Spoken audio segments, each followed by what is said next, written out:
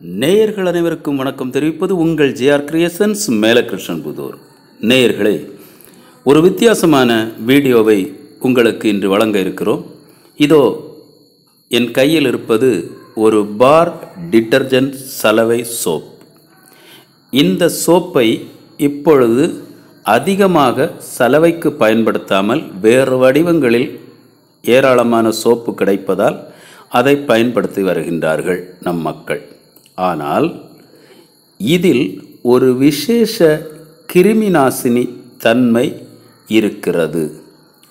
அந்த கிருமிநாசினி தன்மை என்ன என்பதை பற்றித்தான் இந்த வீடியோவில் நாங்கள் சொல்ல இருக்கிறோம். வாருங்கள் வீடியோவுக்குள் செல்வோம்.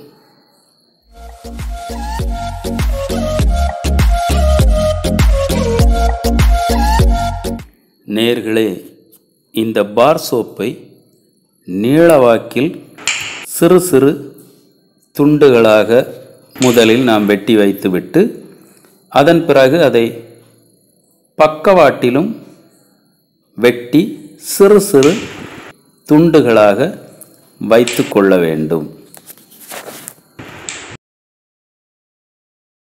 நேயர்களே, ஏத்தன் மற்றும் செவ்வாழை போன்ற வாழைகளில் அதனுடைய தண்டு பகுதியை வண்டுகள் தாக்கி முற்றிலுமாக அந்த வாழையை நாசம் செய்வது வருவதை நாம் பார்க்கிறோம். இதற்கு ஒரு எளிமையான பூச்சிக்கொல்லி மருந்தாக நம்முடைய அந்த பார் சோப் பயன்படுத்தப்படுகிறது. இதற்கு முதலில் நீங்கள் இந்த வாழையினுடைய தண்டு பகுதியை முதலில் சுத்தம் செய்ய வேண்டும். இந்த வாழையில் காய்ந்த இலைகளை முற்றிலுமாக நீங்கள் வெட்டி அடியோடு அகற்றி விட வேண்டும். இப்போது அதனுடைய தண்டு பகுதி முற்றிலுமாக சுத்தமாகிவிட்டது. இதேபோன்று எப்போதும் நீங்கள் சுத்தமாக வைத்து கொள்ள வேண்டும்.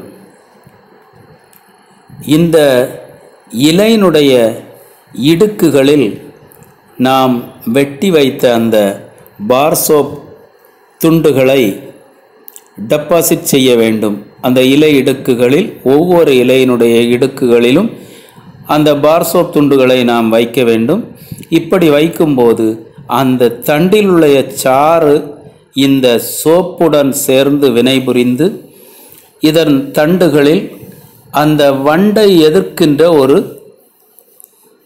எதிர்ப்பு தன்மையை இது உருவாக்குகிறது. அது மட்டுமல்ல, மழை நேரங்களில் பெய்யக்கூடிய அந்த நீரும் இந்த சோப்புடன் கலந்து அதனுடைய தண்டு முழுவதும் இந்த சோப்பினுடைய தன்மை கலந்து விடுகிறது. எனவே வண்டுகள் இதை தாக்காமல் நாம் வாழையை காப்பாற்ற முடியும். இது மிகவும் ஒரு பயனுள்ள வீடியோவாக உங்களுக்கு அமையும் என்பதை நாங்கள் நம்புகிறோம்.